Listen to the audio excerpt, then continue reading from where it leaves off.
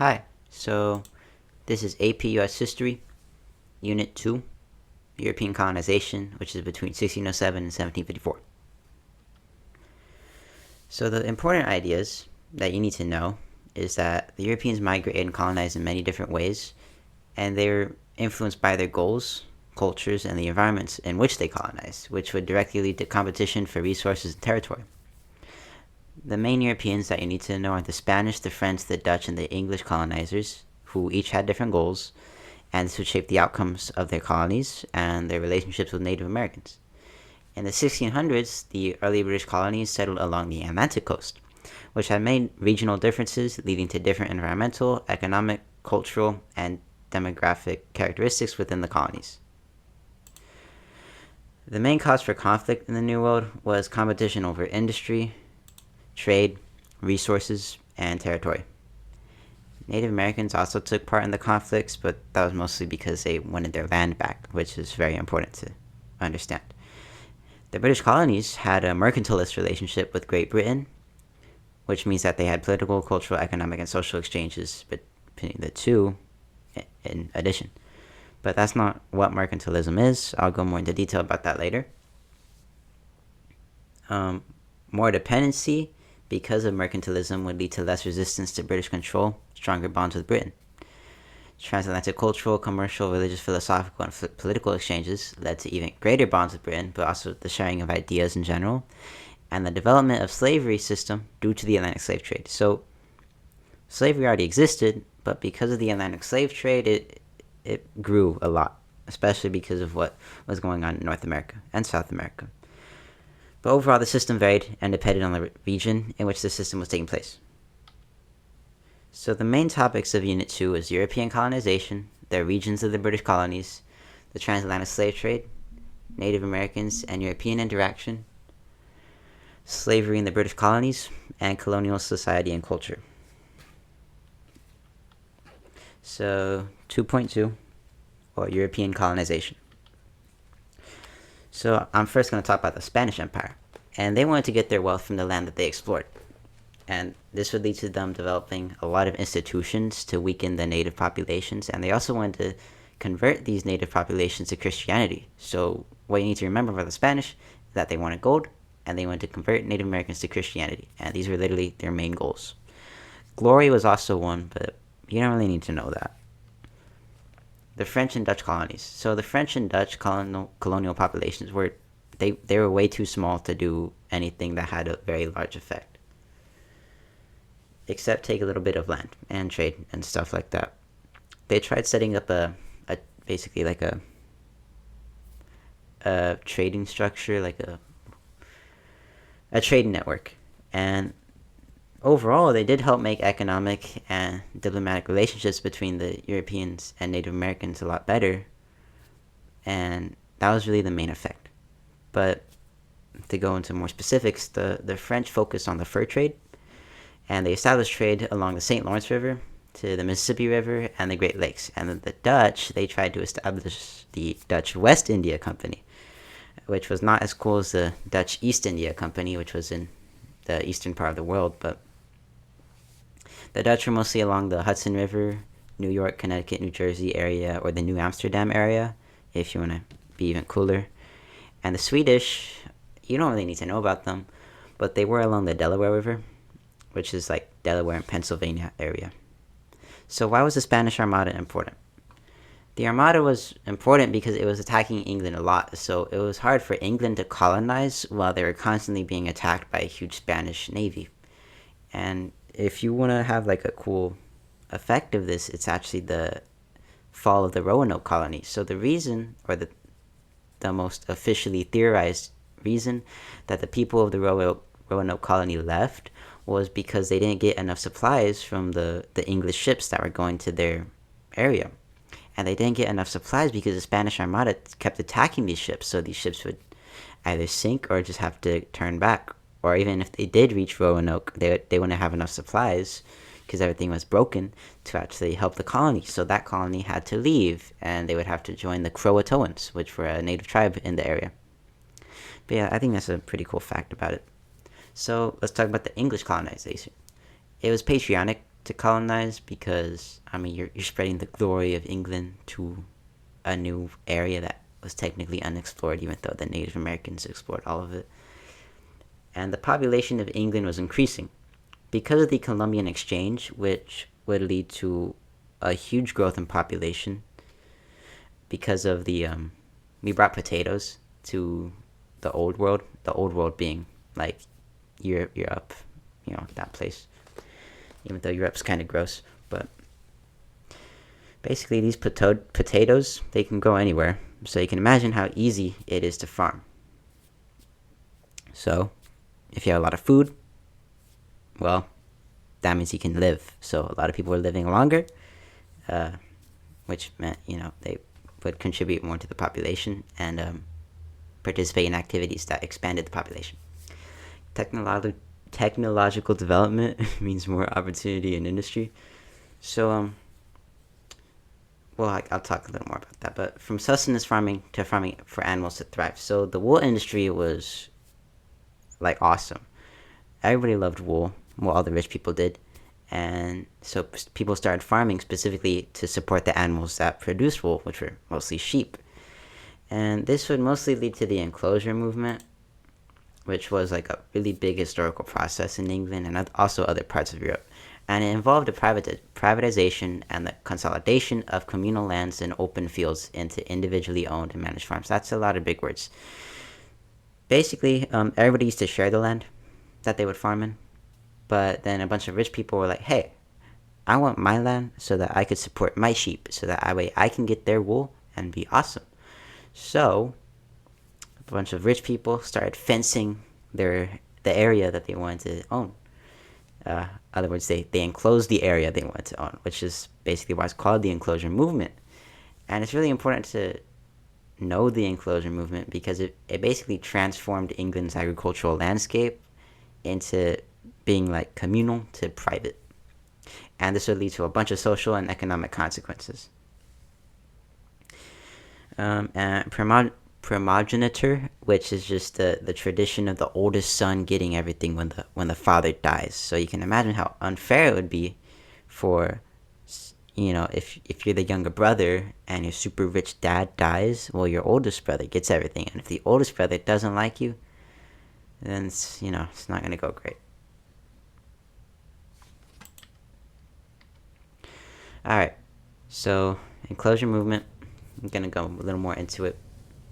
So communal farming basically turned into private farming. Instead of everybody sharing the land, they had to fence off their own land, and a lot of public farming land was fenced off or enclosed for the wealthy people.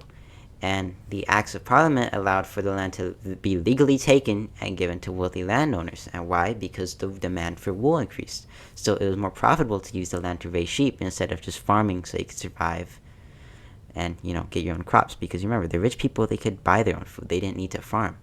So you can imagine what would happen to all these people that got displaced, right? And then this is more about the development in agricultural technology. So there is a rise of new agricultural tools, and it was easier to have your own land to test out the cool new tools rather than ask the entire village for permission to try out new farming methods.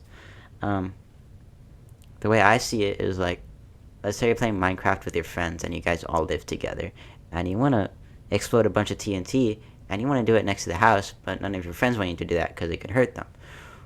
Well, at that point, you'd rather just have your own house so you could do that, right? Basically, same thing here, except a lot more realistic. So, what were the effects of this? Well, displacement of many farmers, so imagine where they go, right? Increased poverty in the population, imagine where the poor people go. Lack of opportunity in England, because everything's private now, imagine where people would go. And many families separated by the land division, so imagine where these families would go.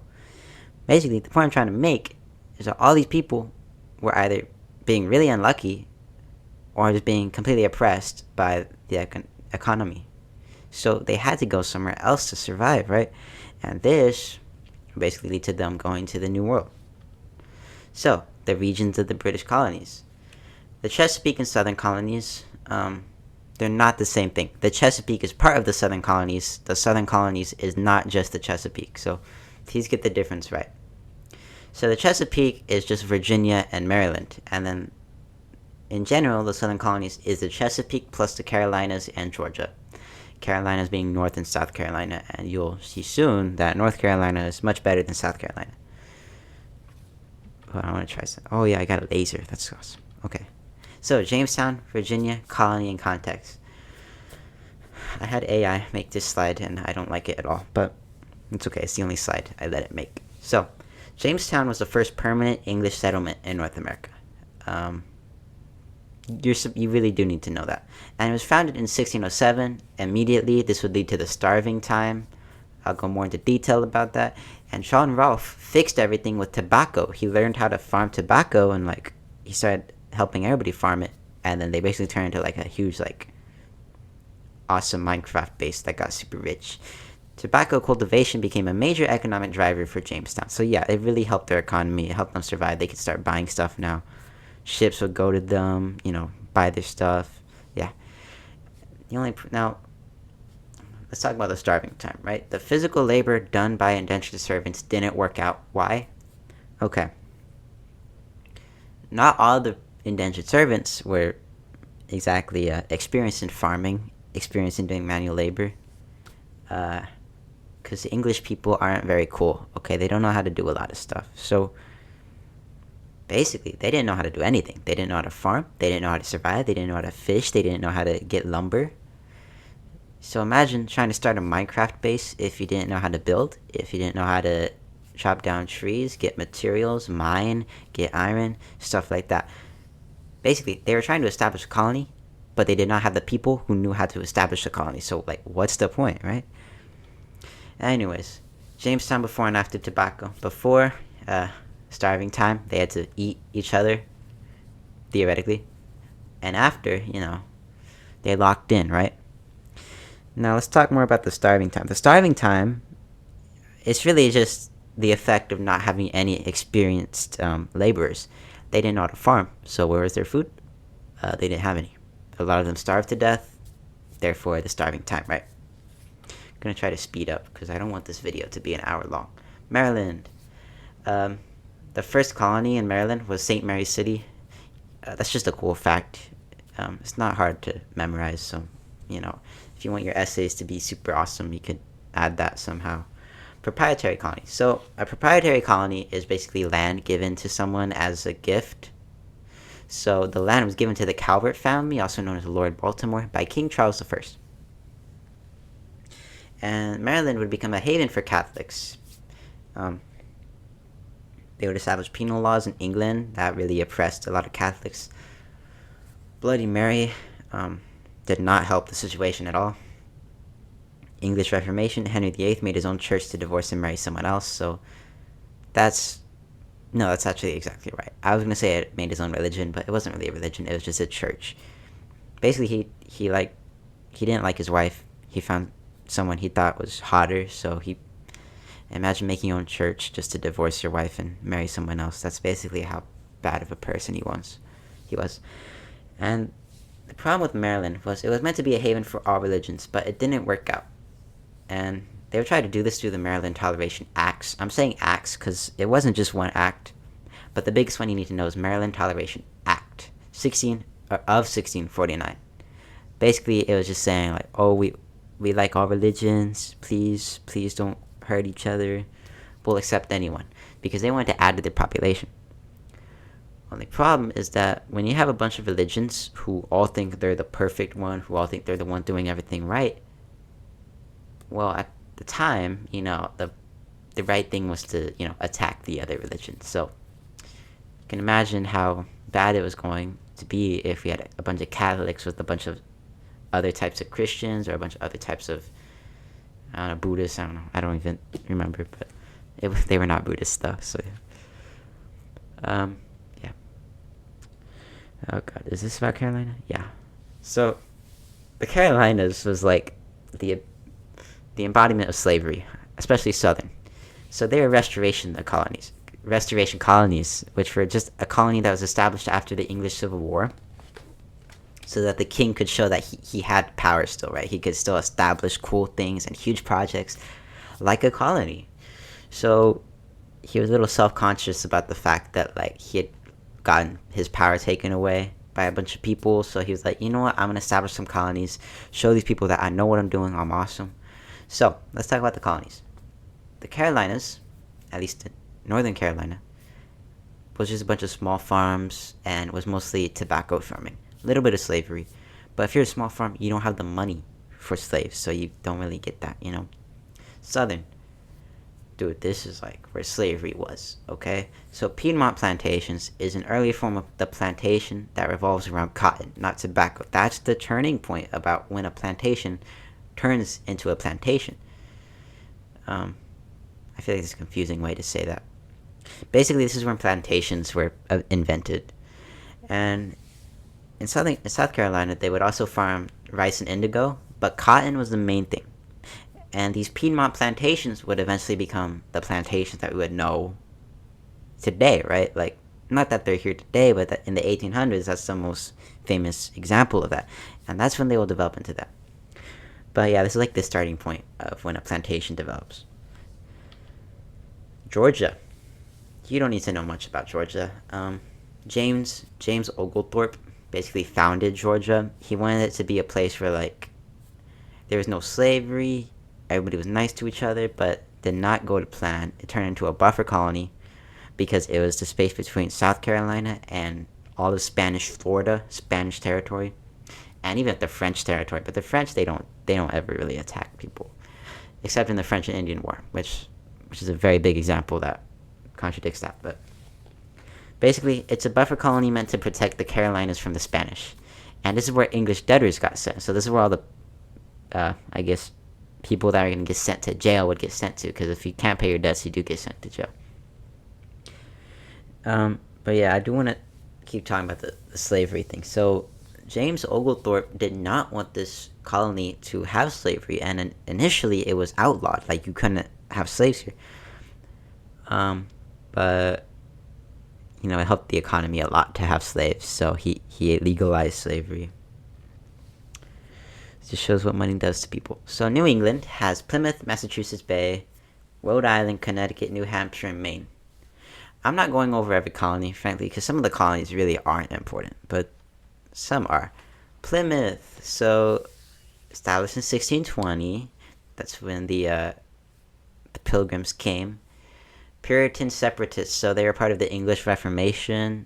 They realized that the Church of England was extremely corrupt, and they realized that the best thing to do was to leave. So they left. And John Winthrop, he's this religious leader at the time. He gave the speech about, what was it? City upon a hill. And yeah, so basically he was trying to convince, like, all his followers, or not really followers, all the pilgrims, that they should be the shining light. They should be the example that all the other colonies should follow. Basically, he's trying to tell everybody, get along, do your best, be the best, don't embarrass yourselves, right? Be the inspiration for all the other colonies, and then we'll look so awesome. Most important thing to remember, though, is the Mayflower Compact, and I'll go into a little more detail in a little bit, but also Plymouth Rock.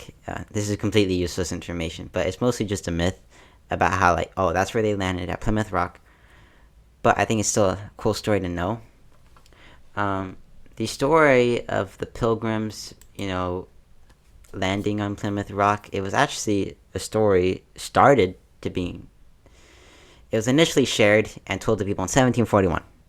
So there's a huge time difference of what happened and when the story was told. So I think it's pretty obvious that means it's most likely a lie. Okay? So yeah, the whole story about the Pilgrims touched the Plymouth Rock, no, that's a lie, most likely. I'm just saying, you want to go on a rant in your essay about it, you could, okay?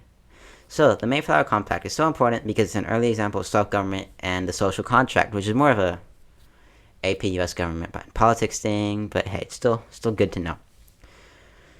So the whole quote, the most important thing, is covenant and combine ourselves together into a civil body politic.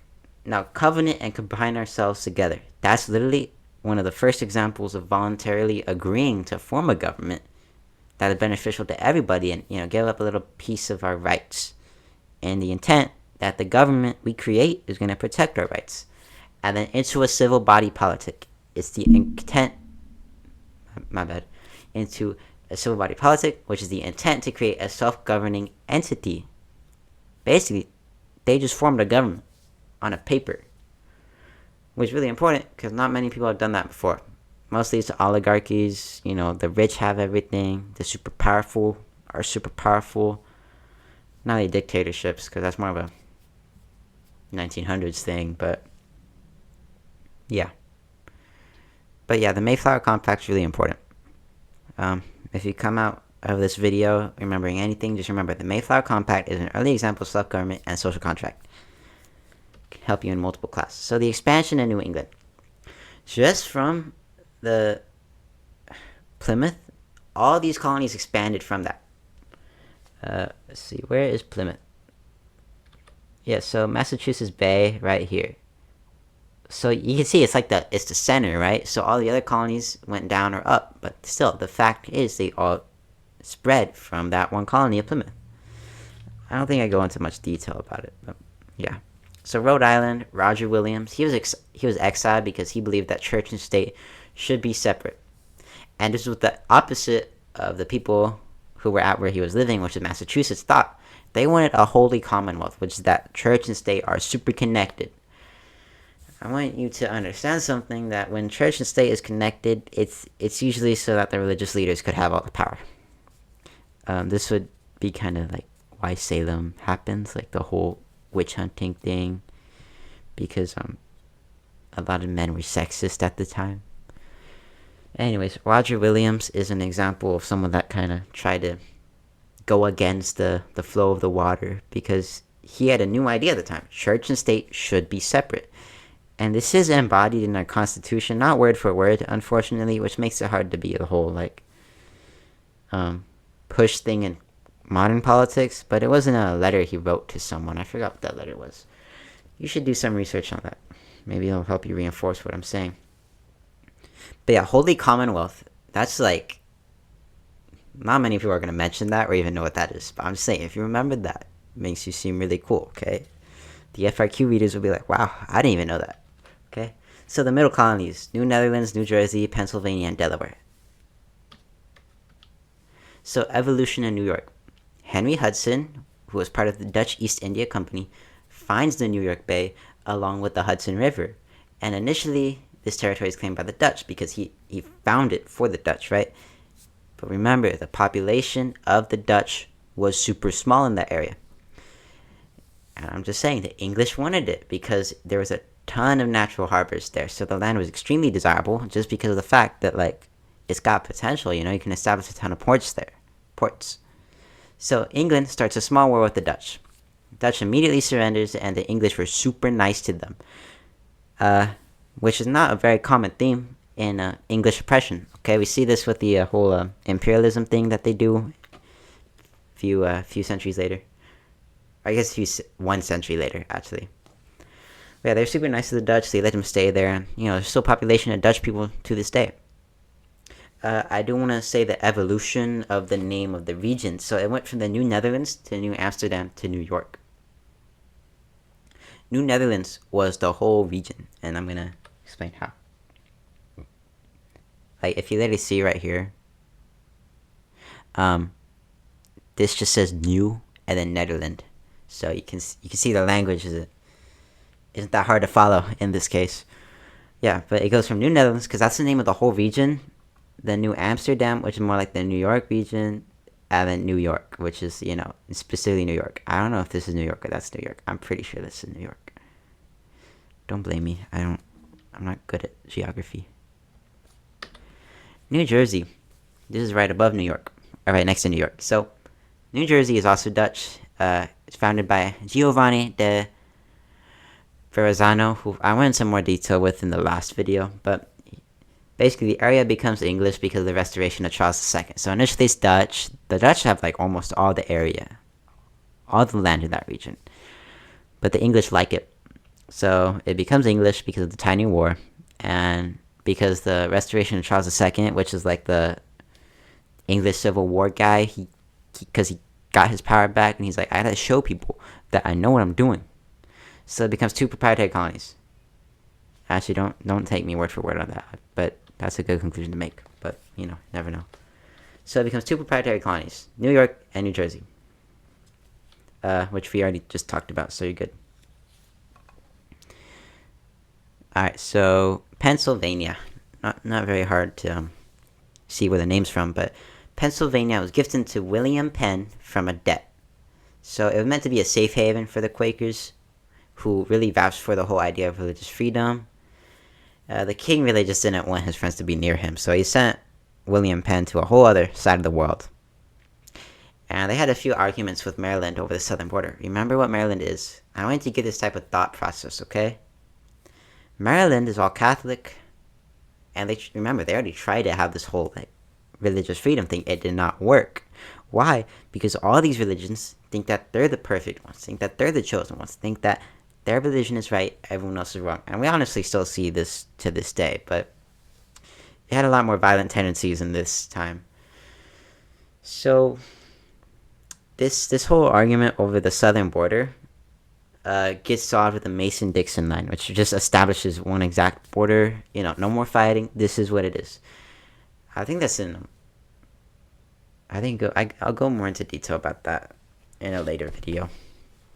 But the Quakers had this little I think it was this was society, the Society of Friends. I think that's a really cool name.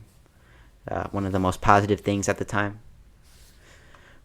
Hopefully I'm not wrong about that. But I mean, something called the Society of Friends, you would think it has to be positive, right? You're gonna try to speed up. 2.4 transatlantic trade. Oh my God! Look, triangle. Whoa, crazy. So, slaves who get sent to the Americas from Africa. I don't really like this part of history. It makes me sad. But basically, African kings would trade slaves for guns and jewels that they thought was really cool. And then, the slaves would get sent to either South or North America or the Indies. The Indies, you do not want to get sent there. But we're mostly just talking about North America. And then the slaves would, do all the farming. So sugar, tobacco, and cotton get sent to Europe. They turn that into currency. They turn that into, oh, wait, I can buy more guns if I sell this, right? And then, send it back to Africa. And if you've taken world history, this is how Mansa Musa got extremely rich. So, he got a lot of his wealth from selling slaves. So, one of the richest people to ever exist. And, that's how he got his wealth. Just feel like you should know. Oh, wait, hold on. You do gotta learn how to analyze these, political cartoons. It's really not that hard. As long as, it's printed in a good enough way where you can actually see what you're supposed to be reading. Like Mother Country, oh look, they're getting served all this stuff on a silver platter. Raw materials, foodstuffs, gold and silver. Currency, extremely valuable food, and then raw materials. Remember, North America, they're mostly the raw materials of cotton and stuff like that, and the food. Because remember potatoes, they also farm potatoes and wheat stuff here.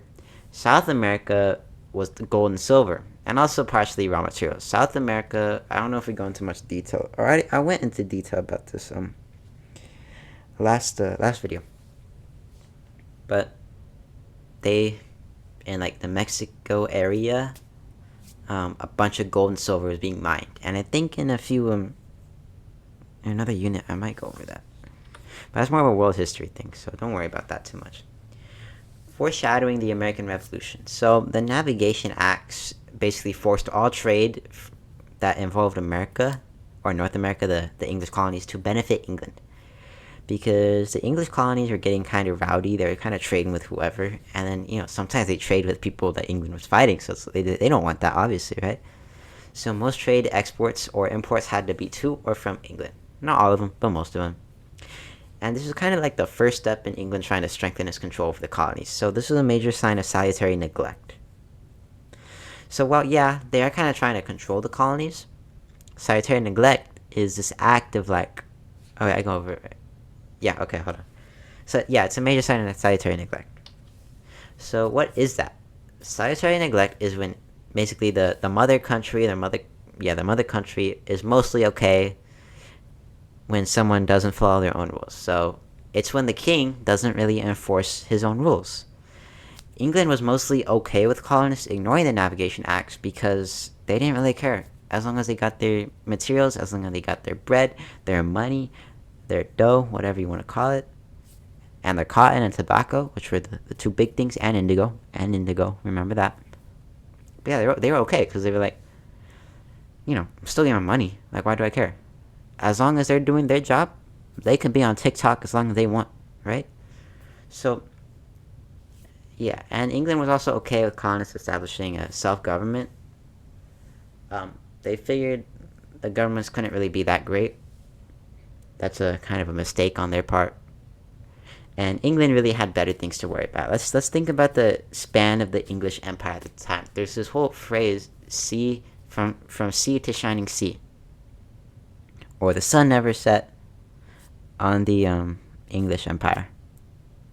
Basically, the English Empire was so strong that there was always one part of the empire that had daylight. So imagine their span across the world if that's a whole phrase dedicated to them. I might be wrong with the sea to shining sea one. My history teacher said that like 4 years ago. So, interactions between Native Americans and Europeans.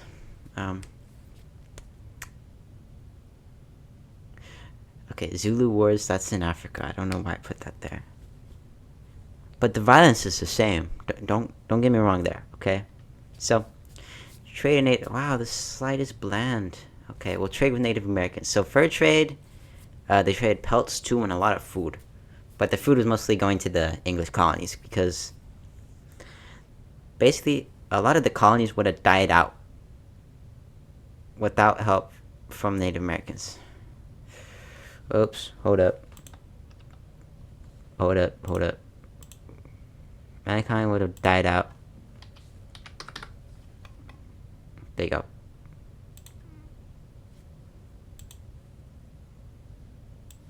Alright, so many colonies would have died out without help from Native Americans.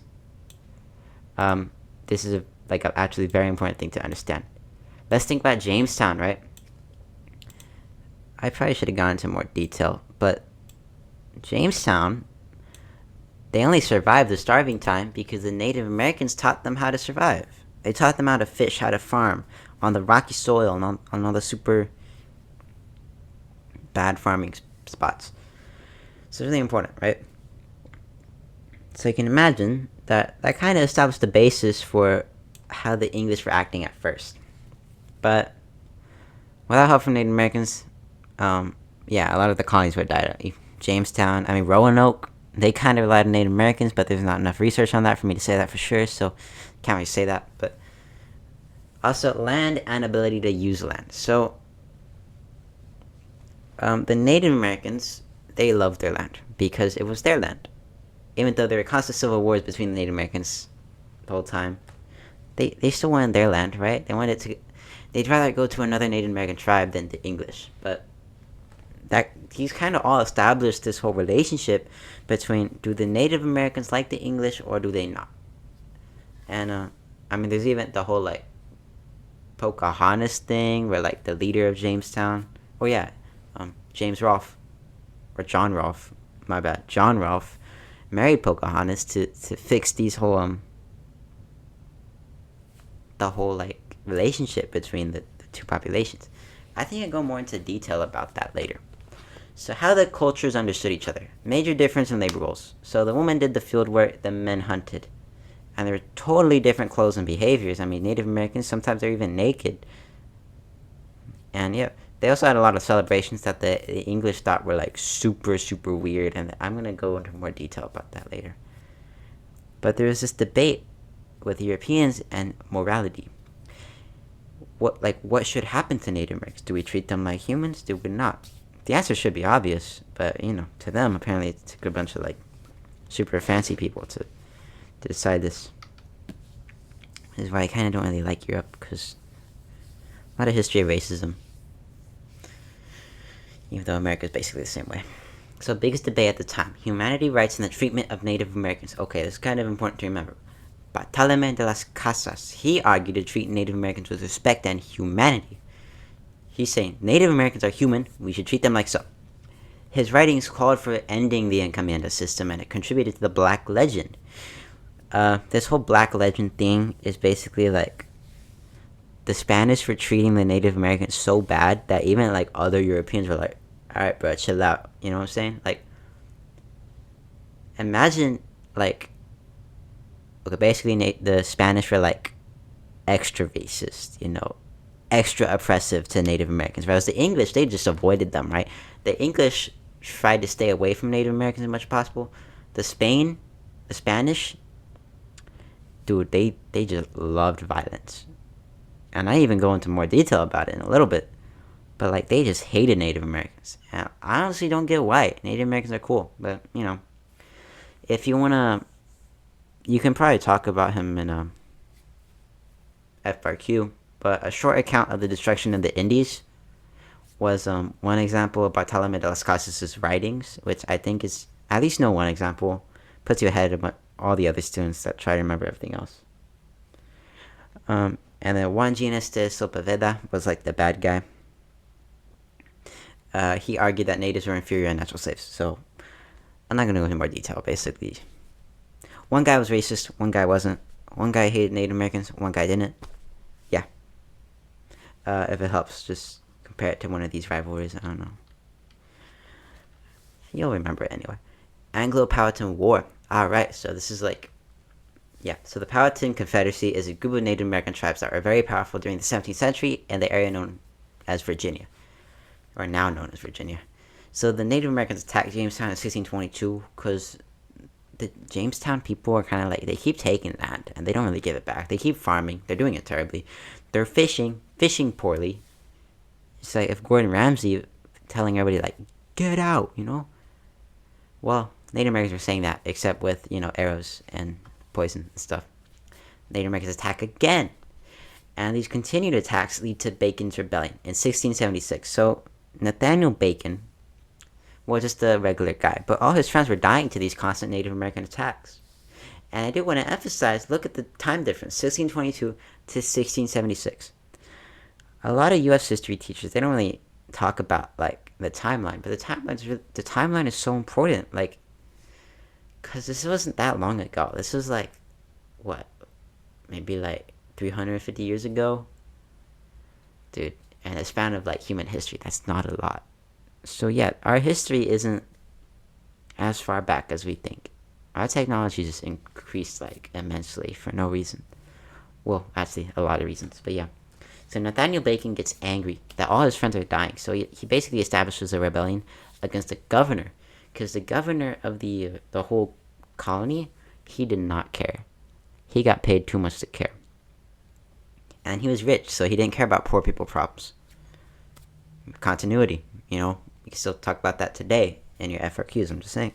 So Nathaniel Bacon attacks the Native American colony, or the Native Americans. They were not a colony because they were Native Americans. Kills a lot of them. I think he killed most of them. Then he immediately attacks the governor. Governor gets scared, but actually he didn't attack the governor. I'm sorry.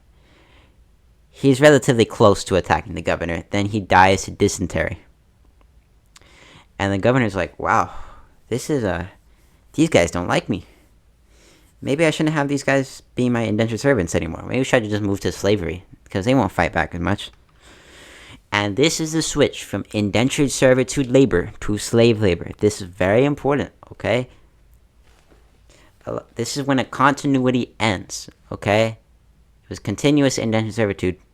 And now this goes to slave labor. Slave labor is a continuity for about 200 years. So yeah, like 150 years. It was big, okay? These little details matter, okay? So just keep that in mind. So more conflicts. The Pequot War was in 1636 and 1638 in Massachusetts. So the Pequot was due to the Pequots being on land that the colonists wanted. The colonists used conflicting tribes to burn down a Pequot village and greatly reduce the Pequot population. That is on my speaker notes. Okay, in other words, the Pequot were on their land. The English didn't like that. The English used the other tribes that didn't like the Pequots to fight back, or not even fight back, just to fight them. And they burned down the Pequot village, and they reduced the Pequot population to probably nothing. King Philip's Metacom's War. So 1675 to 1678. New England. Wampanoag and Narragansett tribes. So Metacom was a reaction to colonists expanding more and more into Native American territory, or the Metacom War. And this was lead to more conflicts and even more due to colonists' attempts to convert Native Americans to the English religions, mostly Puritanism. So this was sparked by English colonists enforcing European law for the death of a Native American. Okay, so basically this Native American gets murdered, but because technically on English territory, the English, they enforce with their own laws. The Native Americans don't like that because the Native Americans have their own rules, their own laws that they were going to charge the murderer with. So that kind of sparked the whole war. And then eventually a bunch of violence. And because hold on. That's basically it. I'm not going to confuse you anymore. Alright, so this is when I talk about how Spain is super mean. So the Pueblo Revolt and Pope's Rebellion. So the Pueblos got tired of the Spanish constantly attacking or attempting to convert Native Americans to Christianity. They finally revolted in 1680, and they're led by a Native American named Pope. And they're also revolting for the labor system because it was basically slavery, or it was slavery actually. Encomienda system. I talked about that in my last video, so hopefully you watched that. If not, do your own research though, because that reinforces it more. You know what I'm saying? And they drive the Spanish out of the Pueblo area. And then the Spanish come back 12 years later, but they're a lot nicer. They end the forced labor system of the encomienda, where the Spanish guy has his own land. He gets free slaves as long as they tend to the land they live, and they get stuff to survive. And they also allowed for some demonstrations in native worship and cultural celebration. Basically, Spain still occupied the territory, but they let the Native Americans basically do what they want because they did not want another 1680. Okay, they did not want to get essentially slaughtered. Okay, I guess slaughtered is kind of a big term. They weren't really slaughtered, but the Spain lost pretty badly. The Spanish lost pretty badly. So 2.6, slavery in British colonies. It is essentially exactly what you'd expect. It starts as indentured servitude, okay, which I already kind of talked about, but it's you sign a 7-year contract to work for this guy or for this company or for whatever. You usually get some land, a new place, clothes, or tools if you survive. Most didn't survive. I think 2 out of 3 people died, which does, that counts as most. This was mostly in the English colonies, so yeah, most colonists were actually indentured servants. I think the percentage is the same too, around 2/3. Yeah, they were indentured servants, so they relied on another guy for all their tools, and it was not slavery. It was close though, because they're pretty badly mistreated. The rich people did not care about them at all. But nonetheless, Bacon's Rebellion really ended this. I said kinda because there's other factors as well. However, I want this to be I don't want this video to be 2 hours long. Okay, so yeah. I also don't know why I put Frank Ocean there. So slavery. It starts in the West Indies, then it spreads to Spanish Florida, then Jamestown in 1619, which is also the same time the House of Burgesses is established, which is also another example of self-government, an early example too. So remember, House of Burgesses, Mayflower Compact. Those are really the only 2 examples. If you're taking the STAR test, doesn't really matter, but yeah. And then greatly increased in South Carolina. So people from the West Indies moved to South Carolina because they liked that place more and they wanted a less volatile environment, okay? So they moved to South Carolina and they're like, hey, it's a great idea. We should move slaves here. we just start slavery here. So, yeah. And most slaves were sent to the West Indies because that's where all the farming was done. That's like where the big plantations are, like the big slave places are, which is really sad. I really don't like talking about this. So slavery in colonies. Slavery was initially illegal in most colonies. Georgia tried to be good, but they eventually legalized slavery because of the money, like I said a while ago.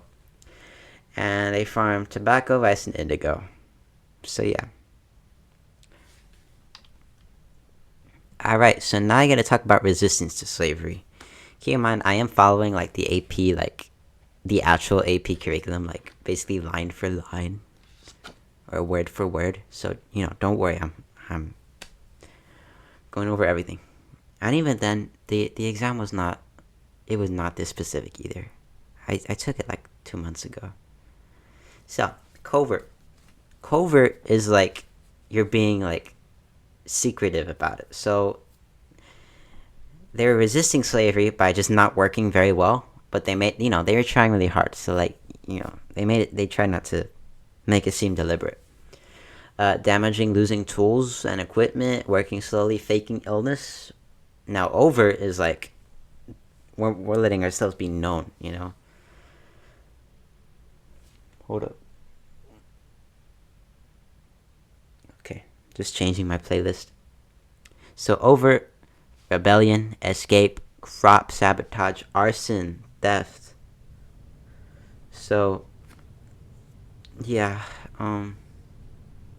if you watch Andor, you know that there's basically the two ways of resistance. There's a loud resistance, which is what the main character is doing, at least most of the time. Sometimes he's super hidden. And there's like the political side, where it's more peaceful, but it's a lot more hidden, and that's kind of like the parallel here. However, I only watched like the first episode of the second season of Andor because we ran out of Disney Plus, so that was a little sad.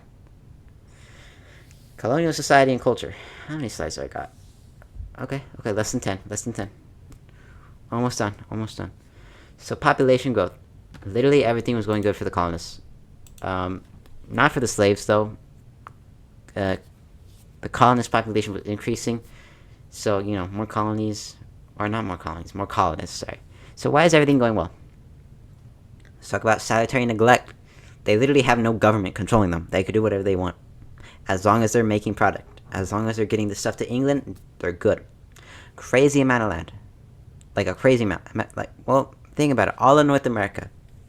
Not really, because France owns a lot of it. Spain owns a lot of it. But dude, if you can fight well enough, you can get whatever territory you want. And honestly, the 13 colonies they had a lot of land to take, especially a little past the Appalachians, the Appalachian Mountains. They could literally go like wherever. Not really any taxes, because who would they pay tax to? England, a little bit, but that's really it. And remember, lots of slaves were being moved to the Americas, so even more population increase, even more reason to take more land. So land growth, we got population growth, more slaves. If you were a slave owner at the time, dude, you were basically having like an amazing life. Unfortunately, because no slave owner should have a good life at all. But alright, this is kind of an extra slide. Because I always get kind of like confused on what religions really are going to the colonies. And there are some religion questions on the AP exam. Not like, do you like practice a specific thing? No, I'm just like, it's more like it gives you a prompt, or it gives you a little stimulus, and it's like, hey, what type of population would this be describing, or we're in this area at the time, or like, it'll give you a chart, stuff like that. There really isn't that much religion. However, every answer counts, So, remember the religions moving to the Americas. There's Puritanism, which is a type of Protestant Christianity. Anglicanism, which is the Church of England, like the Anglo-Saxons. Quakerism, Society of Friends. They just believe in religious freedom. Roman Catholicism, not as much, but hey, it's a cool thing to know, right? Lutheranism, no idea what that is, but I put because is kind of weird to pronounce. But yeah. Baptist, Rhode Island. So Roman Catholicism, Lutheranism, those are like, if you're the nerd, you would remember that. Everything else you need to remember, but hey, the more, the better, right? So imagine what happens when a ton of religions are close to each other, right? They're gonna get violent though, because all these religions think they're the best, except Quakerism. Which ironically, Quakerism might be the best just because it believes in religious freedom, where you can do whatever you want. Most of these people are white people, so I have a bunch of white people memes here. All right. Honestly, this slide is kind of just bringing light to something that like not a lot of teachers talk about, but it's really hard to find accurate accounts of African religion and culture in the Americas. Let's think about it. Most European accounts were either going to be racist, extremely sexist, or derogatory in general. A lot of African traditions were shared orally. A lot of African history is oral, like it was just shared through the voice. And it's hard to celebrate and perform traditions while enslaved, so many hid their culture in order to survive. However, this would lead to a thing called syncretism, which is the combining of certain cultural practices or certain cultural aspects. And Africans, really, they brought more diversity than Europeans to the Americas.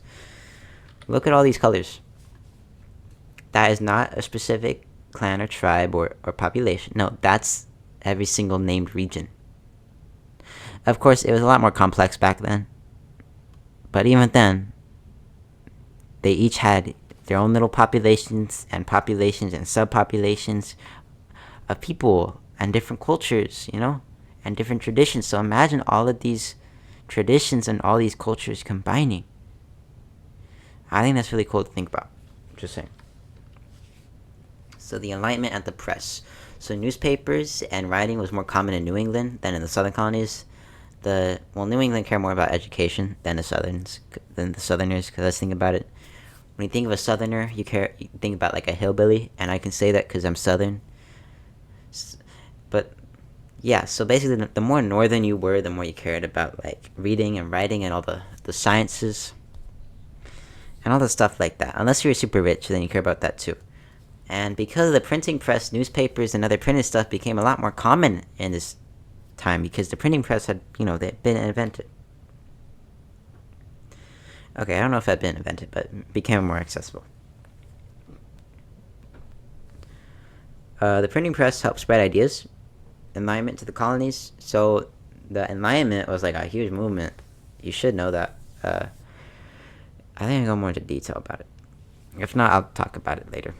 And then coverage of the John Peter Zenger trial. Dude, if you remember this, you're awesome, okay? Or when you take the test and you remember this, you're awesome, okay? It was the establishment. It basically started the precedent of the freedom of the press. So this guy talked about a governor kind of poorly. The governor did not like it at all, sued him for libel. However, I don't think any of it was false. So John Peter Zenger won. And it established the precedent of the freedom of the press, if you care about press history, which is a weird thing to care about, but not that's necessarily bad. So the Enlightenment is the spread of new ideas to the colonies. If you take a AP US politics and government, this is really important.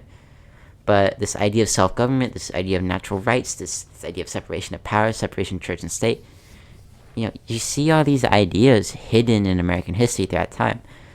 And, they basically build the Constitution. Now, the main characters of the time, Jean-Jacques Rousseau, Voltaire, Immanuel Kant, and John Locke. Everyone else, But Baron de Montesquieu, Roger Williams, honestly, all these guys are kind of important. But John Locke's mostly the main one. They're never going to give you, like, who is this guy? Or what did this guy do? No. It's going to give you a little text box with a bunch of text in it. Usually like a newspaper thing or an excerpt from a political document. And it's like, what ideas did this express? Stuff like that. So effects of the Enlightenment on society. So the Great Awakening, it it led to the Great Awakening, okay? It helped that idea spread. The Great Awakening was more about religion involving the self rather than everyone. It was basically taking away power from religious leaders because everybody was turning corrupt. Jonathan Edwards. I forgot. I forgot who the guy was. Hold on. You know what? No, doesn't matter. I believe Jonathan Edwards was the... I think he was just one of the religious leaders at the time that really helped spread this idea of this change and this religious idealism. Those are really unnecessary words to use. I don't know why I said that. Basically, he was spreading religion. He would travel across the colonies, and he would spread his ideas to everybody. And that's it. Education, questioning of authority. Because the Enlightenment was like, hey, what if?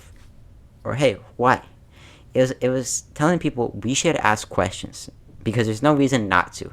Okay, so this led to a questioning of authority, and it's focusing on critical thinking rather than memorization, especially in the scope of education.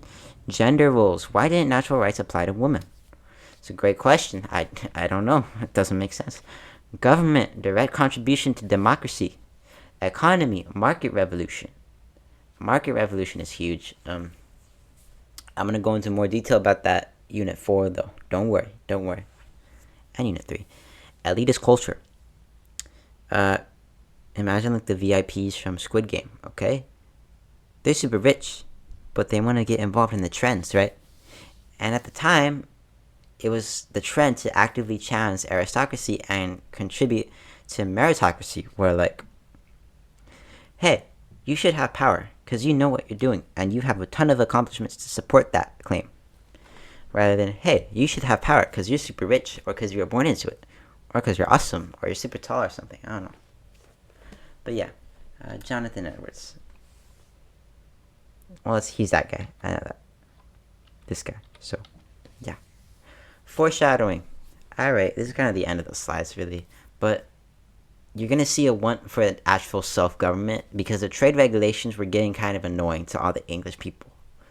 There was this desire to expand westward because there's the Appalachian Mountains and people want to go past it. The Appalachian Mountains were kind of right here, I think.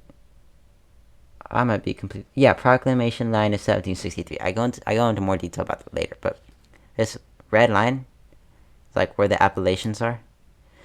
And basically, if you cross that line, you would get into a bunch of Native American territory, and they would immediately start fighting you. People didn't like that. England didn't like that because it made the Native American relationship worse, and they didn't want that. They did not want a war. And honestly, the English people were English colonists were getting kind of tired of mercantilism. Wow. All right, let's do a little example thing. This is an actual official question. So, I really do believe in getting practice in because it's really helpful. So, you can answer either question 3 or question 4. I chose question 3. You can't see question 4, so I guess you don't got a choice anymore. Yeah, so, briefly describe one way that agriculture influenced migration to North America from 1607 to 1776. Briefly explain one similarity in how agriculture influenced the development of 2 regions in North America from 1607 to 1776. And briefly explain one difference in how agriculture influenced the development of 2 regions in North America from 1607 to 1776. So, I'm going to give you guys 30 seconds. No, I'm not. I'll give you 10. Because you can pause. I can't.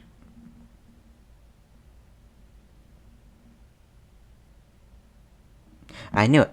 Okay, I lied.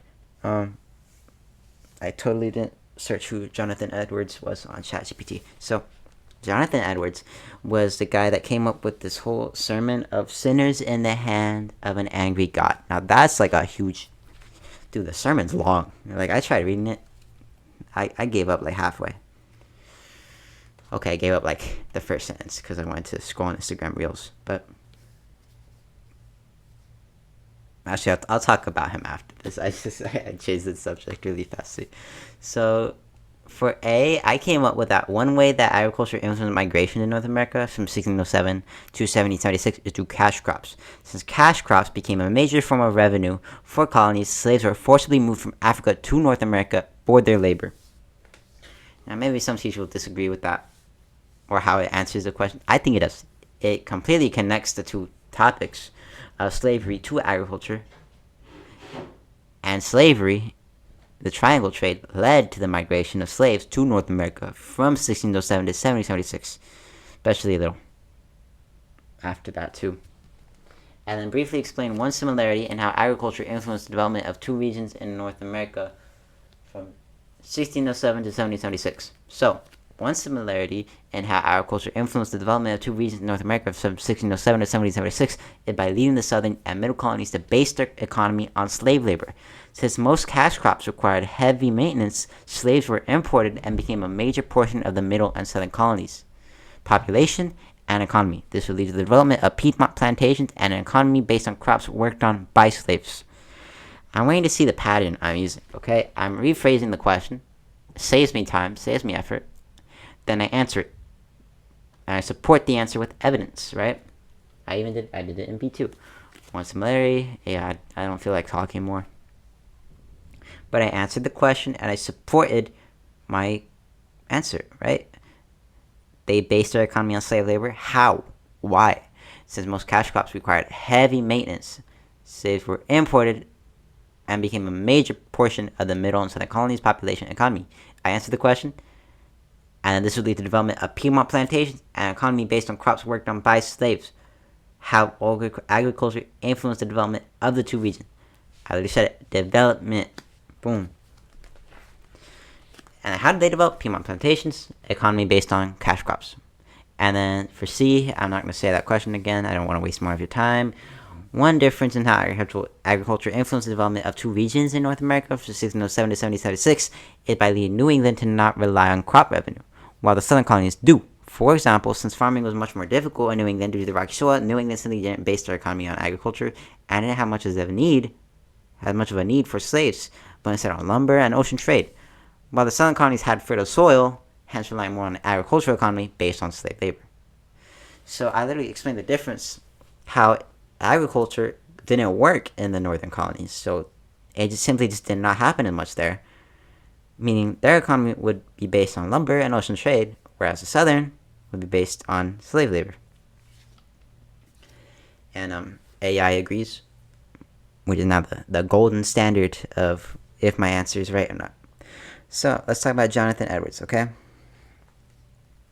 So he was an American theologian,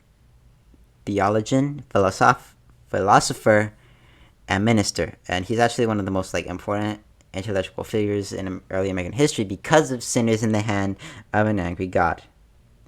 Now, it was meant to be like a super scary sermon, basically using fear to get people to follow religion. It worked. Ton of people followed the religion he preached. And the reason he's so important is just simply because of that sermon, and because he practiced this less formal religious practice of simply just talking. A lot of the religious leaders at the time, they were kind of dramatic, and they kind of didn't. First of all, they weren't really trying to be religious. They just wanted power, right? They loved power, and they did everything they could to keep that power. But nonetheless, this guy kind of went against that. He used this idea of emotionalism, of using fear, right? So emotionalism wasn't really a common thing at the time, but emotionalism would kind of lead to the whole Salem thing. So not great. But he's important because he kind of changed this whole aspect of religion. So yeah. Hope you enjoyed.